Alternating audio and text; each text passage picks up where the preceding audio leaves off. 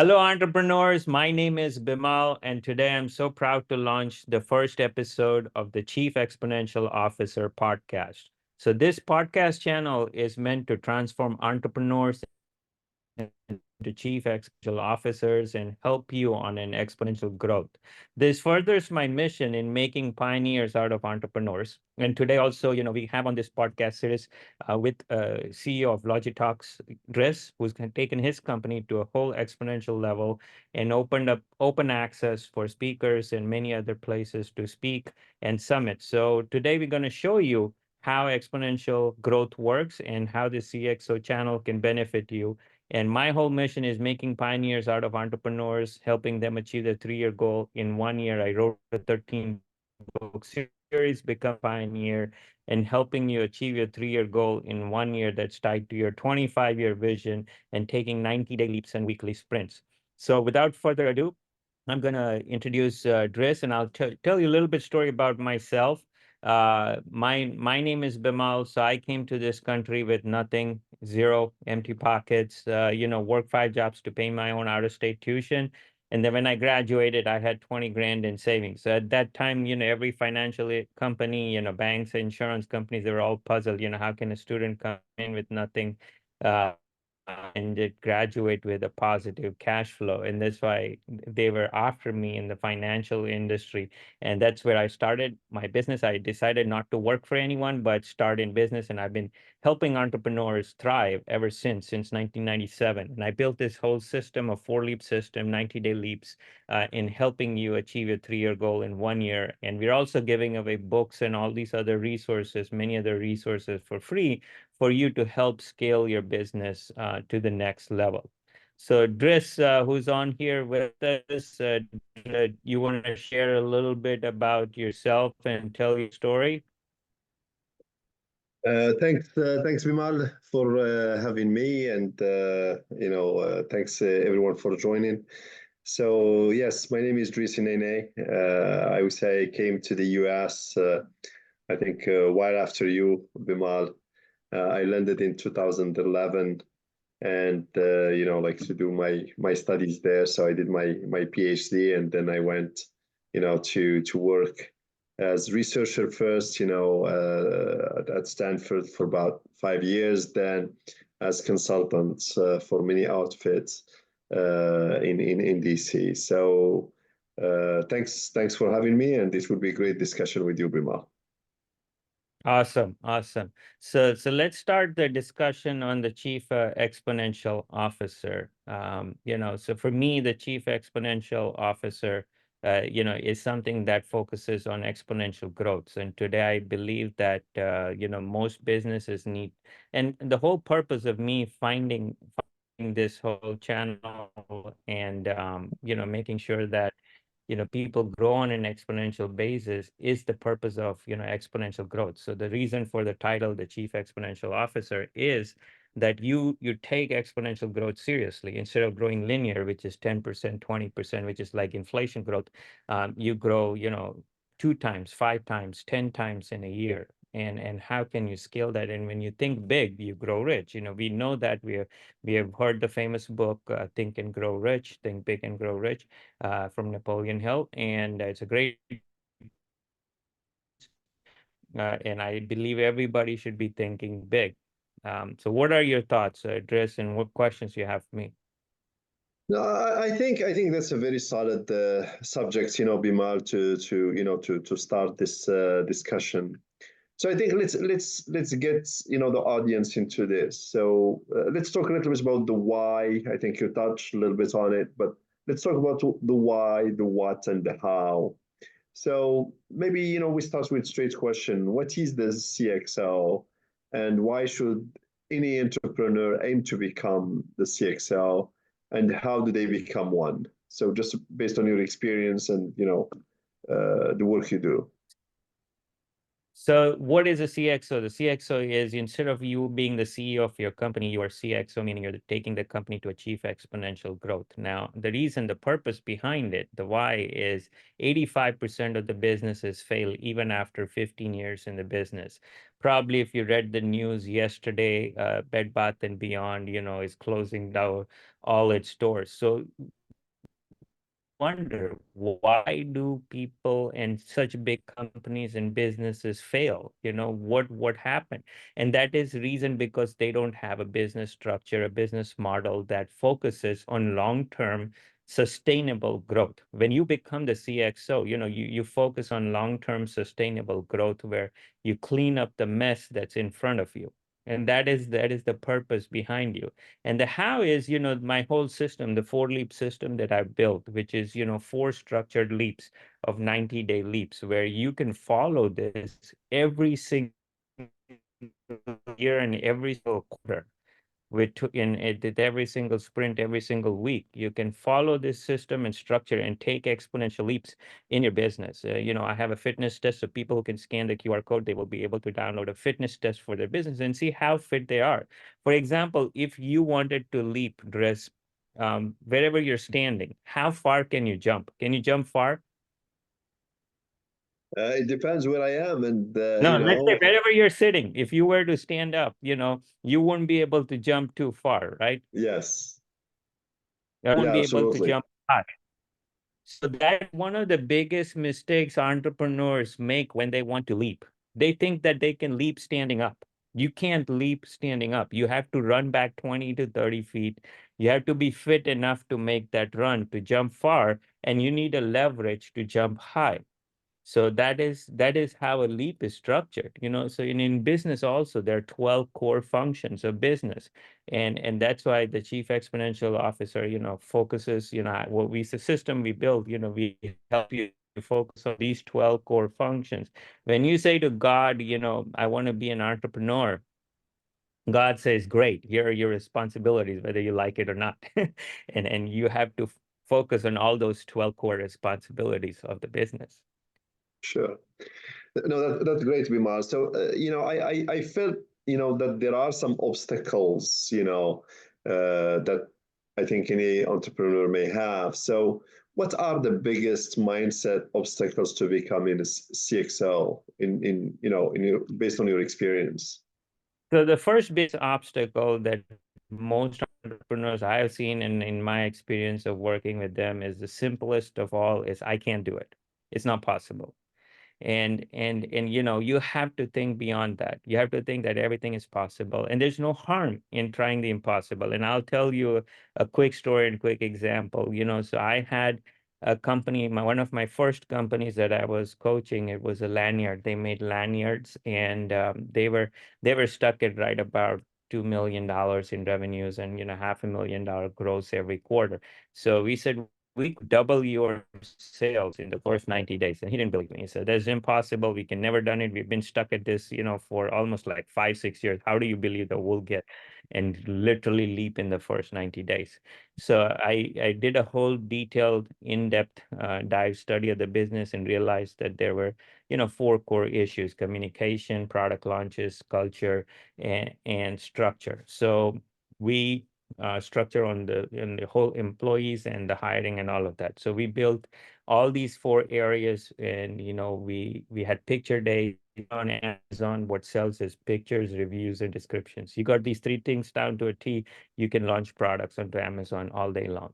So that's what we did. We had one astronaut in the company whose job was just to do product launches. At the end of 90 days, we hit $1.1 million, which was never hit in 20 years. And then we all celebrated in Margaritaville Hollywood Resort. So that I believe is the biggest obstacle. Number one is I can't do it. Number two is structure. So many people, when businesses want to do, when they want to leap, they don't have structure. They don't have the systems in place. They don't have the process in place. Everything should run like a system. If you don't have a system, it won't work. If you're haphazard, and if you're trying everything and say, let's throw everything in the wall and see what sticks. That's one of the things many marketers and many marketing companies and many companies even try to do. So, that is also very key, that everything needs to have a system. And then the third is people, that you need to have the right people in the right seats, giving the right investments for the right results. So if you go down that path first, do I have the right people? And many people try to do it all by themselves. Mhm. um, you can't do everything by yourself. And people say, I'm by myself, I'm a solopreneur. How am I going to hire people? I don't have money to hire people. We live in a world where we are interconnected, where we can work with somebody overseas. And like, you're in Morocco, I'm in US, so we are far apart, but we are on here together. We can connect people all over the world and work together. Sure. So today we live in an environment where everything is possible. You don't have to have people right where you live or in your office. You can have them. Absolutely. So that's the key. That is the key. And the fourth most important pillar is finance. If you don't keep an eye on your money on a daily basis, the money's going to eat your life. So Yeah, that's yeah. that's No, that's great, great. So let's go. You mentioned a little bit the 90 days, the four leap. So what's the fastest way, with all these challenges, what's the fastest way to become CXO? the fastest way. The first is, you have to have a goal and a planning. Nothing can happen without a blueprint. So if you just want to go without a structure, without a plan, so you need to have a written plan, which is why what I say, take your my first book that I wrote, the 25-year vision, the 3-year goal, the 5-year moonshot, and the 1-year blueprint. So all of these need to be integrated.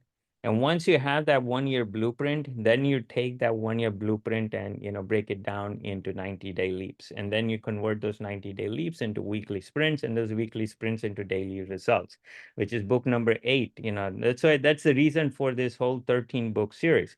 I didn't What I believe is going deep. The success happens when you go deep. And I would say when people go shallow in their business. 99% of the time, if you go deep in your business, the solution to growing your business is inside your business. It's not outside.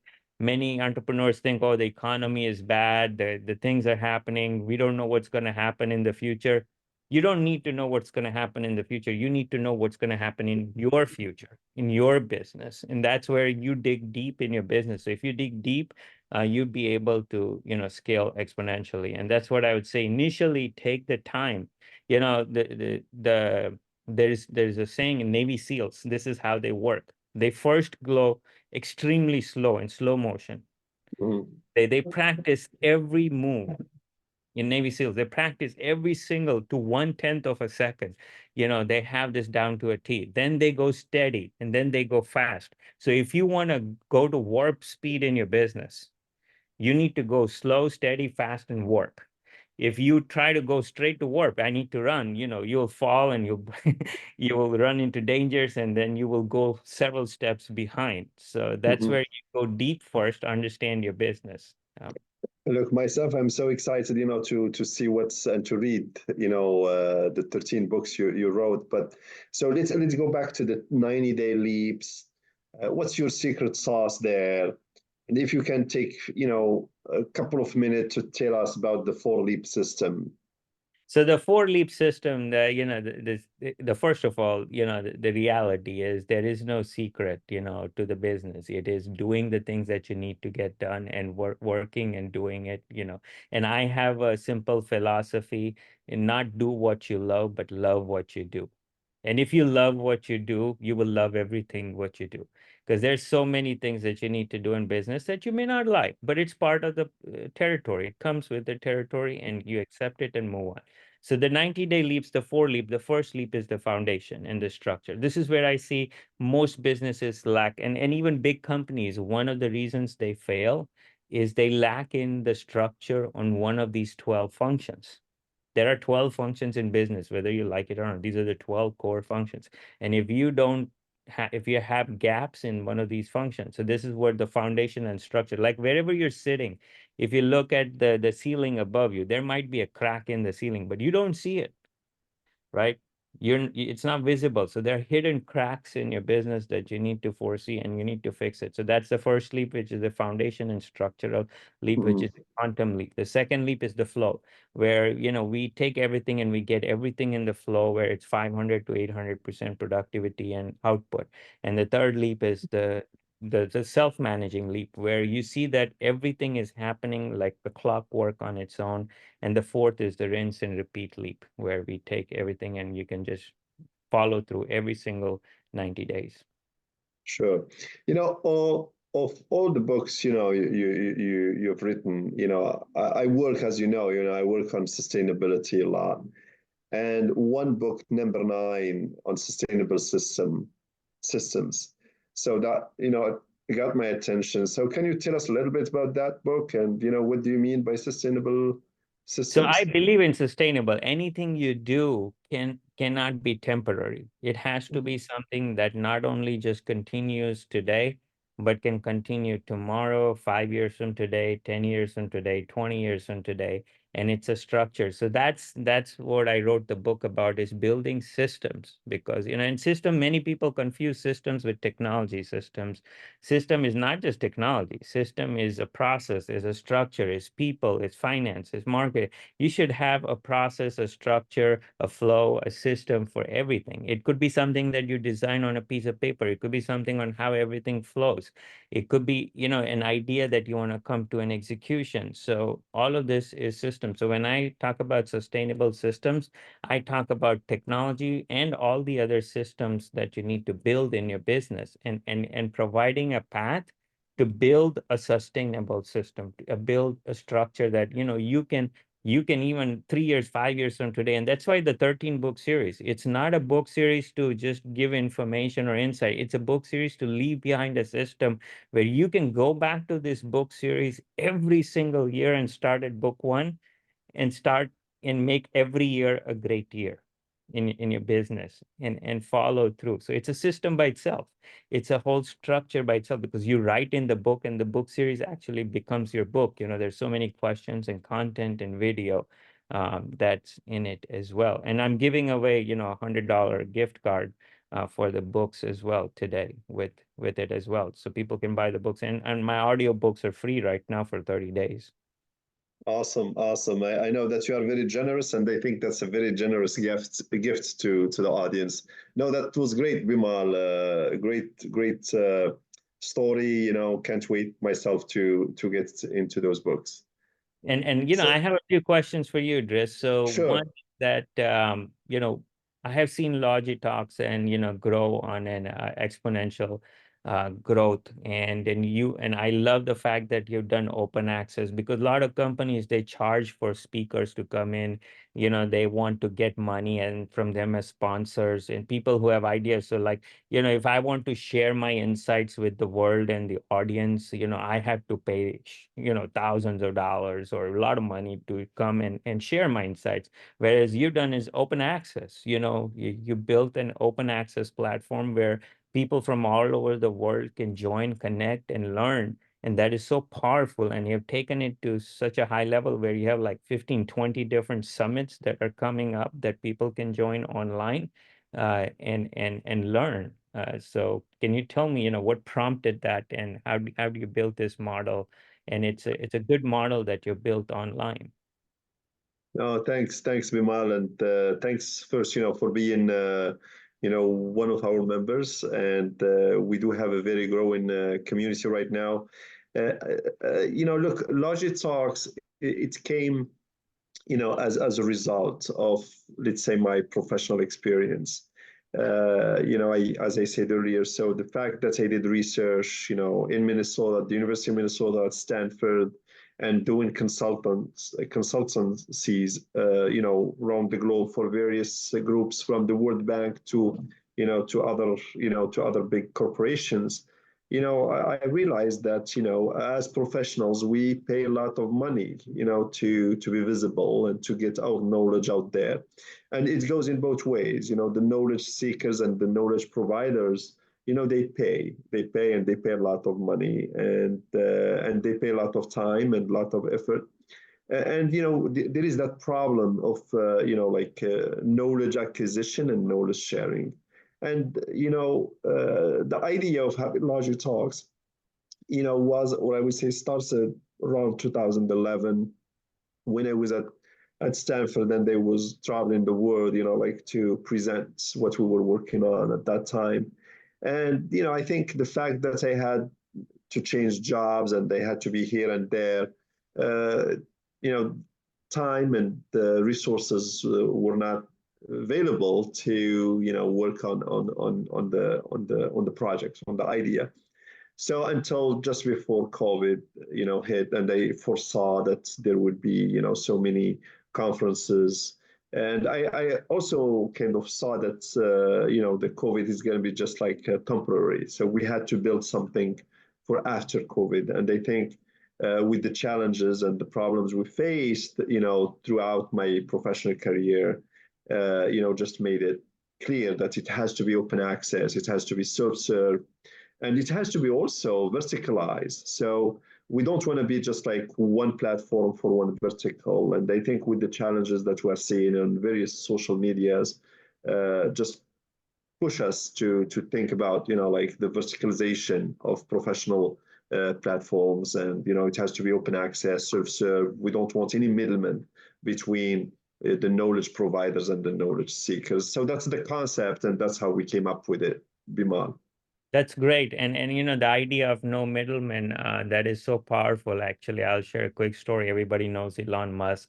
And when he tried to launch Teslas, he also didn't want any middlemen. He didn't want to deal with the dealers because, the dealers, the way the whole system works. If you think about the entire automobile industry, the entire automobile industry goes to the dealers to sell cars, and the dealers control a lot of things on what happens with sales in the automobile industry. So he went straight to consumer through uh, having locations in malls first, the first launch, and he went and he sold Teslas more than anyone else, and that is a powerful structure that once you build a model that is in the best benefit for the consumer, it scales. So I would say the secret to exponential growth is, is looking out for the biggest and the best ideal benefit for your ideal customer. If you can provide the highest value benefit for your customer and provide the best resource to your customer, there is no telling how far and how fast you can scale. Would you agree? Yep. I agree. I agree. Definitely. Definitely. I think in this understanding the needs and being close to your partners, they are not just customers or clients. They are really partners, because each member is one step, to help us move forward. So I definitely agree with you, Bimal, on that one. Good, And good. that's what we are trying to do. We are not allowing any middlemen between the profession among the professionals, because we are all have something to sell or to provide, and we're all needing something, like to acquire. And we don't need, I think, with Logi Talks, when it comes to knowledge, we allow members to connect among each other without any dealership, as you say. All right. So Yeah. I believe you've given us a topic for our next episode, that is middlemen. So that's what we're going to talk about, is how to eliminate the middlemen, that we all have to deal with in so many, because I believe in every business, that's one of the obstacles that people run into. It's dealing with, middlemen everywhere. For example, even if you want to get to if you're dealing with specific companies or insurance companies or banks or whoever you're working with, you have a lot of middlemen that you have to go through, or hoops that you go through, when you have to get your funds or get any. And I mean, every business has middlemen that they have to jump through. So that's one of the things we'll discuss in our next episode, when we talk about. What do you think about that as a topic for our next episode? No, I think that will be a very good talk, and I think it will be a rich discussion again.